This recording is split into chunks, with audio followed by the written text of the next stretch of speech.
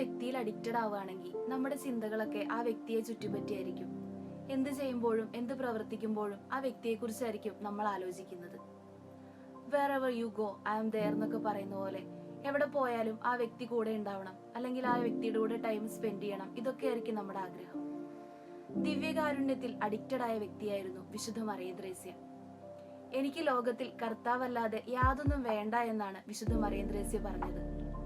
നീർച്ചാലിനരികെ നട്ടതും യഥാകാലം ഫലം തരുന്നതും ഇല പൊഴിയാത്തതുമായ വൃക്ഷം പോലെ ദിവ്യകാരുണ്യ തീരത്ത് അവൾ തന്റെ ജീവിതത്തിന്റെ അർത്ഥതലങ്ങൾ കണ്ടെത്തി.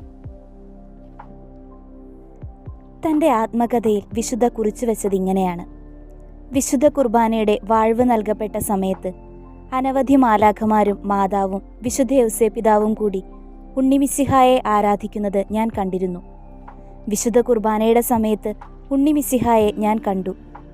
ദിവ്യകാരുണ്യത്തിൽ ലയിക്കാൻ അവൾ കൊതിച്ചപ്പോൾ ദിവ്യകാരുണ്യനാഥൻ അവളെ ചേർത്തു പിടിച്ചു.